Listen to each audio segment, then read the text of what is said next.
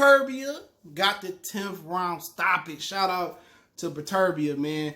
IBF, WBC, light heavyweight championship. I got it right. Told y'all I heard Gvozdyk gonna win this fight. Gvozdyk this good.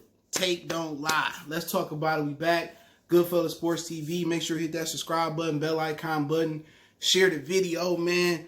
And you know, we got to pick right. Got to feel good. Ain't been the greatest year for picks, but been a lot of upsets, but exactly what I thought it was going to be. Gvozdyk fought the game he had to fight. He did everything he needed to do. It was just that Beterbiev is a better boxer than people he got credit for. Even me going on film and going back and watching him, he's a better boxer than I gave him credit for.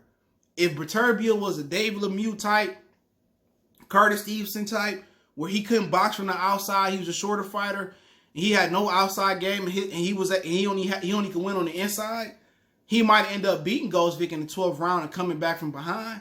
9 times out of 10, Gvozdyk would have able to cruise. Gvozdyk would have been able to cruise and beat him. His ability to jab with him and his ability to fight on the inside, to fight on the outside until Gvozdyk slowed down, I think was the key to him winning this fight. It wasn't just about everybody saying the power, he's strong. Go back and watch the fight again and look at his boxing ability. He was holding his own versus the taller fighter who had 2 or 3 inches in reach. He was jabbing with Gvozdyk. And at times he was out jabbing him. A lot of times he was counter jabbing him. He was touching him. And you ever been thinking like, hey, man, he might need to do this. Every time I thought about something or thought he needed to do something, he ended up doing it. Like he was touching him to the body. Gvozdyk was touching him to the right hand to the body.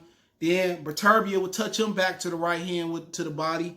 And Beterbiev just kept stepping up his body attack. And ultimately, Gvozdyk started to hurl over. And the knock on Gvozdyk was his chin wasn't that good. And it held up good versus Stevenson. And tonight it held up for the most part. The body punching took his legs away. It took his core away. And also his ability not to outbox him for what? It got stopped in the 10th for 10 rounds. He couldn't outbox Beterbiev. He kept him off of him good, but Beterbiev wasn't expending a lot of energy. Gvozdyk was turning. He was throwing all his shots hard to keep Beterbiev off of him. And it wasn't like it was educated or calculated. He was throwing a lot of hard shots to give Beterbiev respect and to keep Beterbiev off of him. And when you throwing shots to keep a guy off of you and you not hurting him or you not deterring him, Beterbiev was just patient. He was slipping. He was picking shots. His patience is one of the best in the business. He real patient. He take his time. He didn't get baffled. And yeah, Gvozdyk kind of buzzed him a few times if you actually watch. But he systematically broke him down. This wasn't just a point of him. This wasn't a point of him bulldozing Gvozdyk. It wasn't just at the end. It looked like he bulldozed him. But Gvozdyk held up a good fight. Would I like to see him mix some more punches in? Mix in, uppercut. Mix in more body work. His only body work was really the right hand to the body. It was a jab to the head, jab to the body. Or he jab to the head, jab to the body, come back with the right hand. I felt that he needed to really work in the body, but he did everything he needed to do, in my opinion. You know what I'm saying? He kept the fight on the outside. You know what I'm saying? I'm looking at the punch stats right now. Yeah, Beterbiev out-jabbed him. He landed 48 to his 21 jabs. You know what I'm saying? Gvozdyk out-threw him. To the body. No. He landed 161 to the body. Gvozdyk landed 118. He outlanded him in every category, Beterbiev. And it was like Gvozdyk back on point. Gvozdyk did everything he needed to do. You know what I'm saying? He kept him on the outside. He used the jab. He put the right hand behind him. Only adjustment I really would told him to make was maybe go to the body a little bit more, but that's a risk when you're dealing with he's a good counterpuncher. But only thing I really would have told him to do other than maybe go to the body a little bit more was change the speed of his punches. Don't throw everything at the same speed because that zapped a lot of his energy.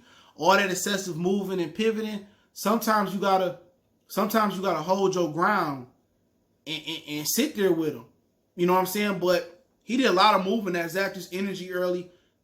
When he couldn't dominate him on the outside, and when they got on the inside, he did what he needed to do. He held. Listen to my prediction video. I said everything, all these things he needed to do. Gvozdyk did everything he needed to do to win this fight, but it was a little thing. He should have went to the body a little bit more. He should have changed speed to his punch. He shouldn't have threw all his punches hard. He shouldn't have moved as much as he did, and all that zapped his energy. Because a lot of the shots he was throwing hard, they wasn't landing. Beterbiev was picking them. He was rolling with them. He was real patient. He wasn't really wasting on energy. And everything he did was patient. It was calculated. It was smart. You know what I'm saying? He's just not a guy that's just gonna bulldoze you. When I watched the Hot Rod fight, and I watched a few of his fights, and he can fucking box. He's strong, but he got a lot of amateur pedigree. He was out jabbing him. He was beating him on the outside. When Gvozdyk was doing his work, he was touching him in between his shots. Very smart fighter. Going to the rib cage. A lot of the shots that people was giving rounds to Gvozdyk in the chat, we went live, Beterbiev was landing really hard shots, right hands. You know what I'm saying? He was landing really hard shot, left hook to the body. And after a while, a lot of the naked eye, you don't pay attention to the little body shots that he landed. Because the camera angle may not get it like that. And then he was trying to set up that uppercut, which really never was a major factor in the chunk of the fight. But the dude was just a better boxer. Had he not had that boxing ability on the outside, had he just only been a one-trick pony that was a puncher that needed to be on the inside, like I said, maybe he would have won in the 12th, 11th round and got a stoppage and came from behind. But his ability to box on the outside, his ability to be patient, his ability to know, oh, he need to pick it up, or his ability to know I need to touch him to the body, his ability, just his overall IQ and boxing ability is very underrated. I think he came, to America or over to Canada with a good boxing pedigree, and for Gvozdyk, ain't nothing to hold his head about. You lost to the better guy. You held on the inside, you kept him on the outside, and guess what? He was a better fighter on the outside than anybody could anticipate unless you really watched him. And you told me that Beterbiev would have out-jabbed Gvozdyk in this fight. I think a lot of people would have said, you crazy. You know what I'm saying? And he did. And it seemed like he out-counterpunched him. He outboxed him on the outside. And then when Gvozdyk had to slow down and it came a war on the inside, it was a wrap. Had it been a 12th round, maybe he could have made it. But when he got to the inside and Gvozdyk got to working him, it was a wrap. You could see in the 9th round when he couldn't move no more and he was hurling over to the body shots.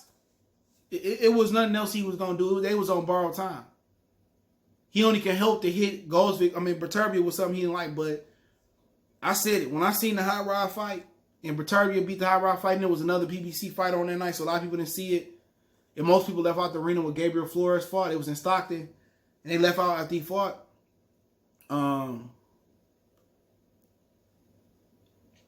I said, man, nobody gonna beat this guy in this division.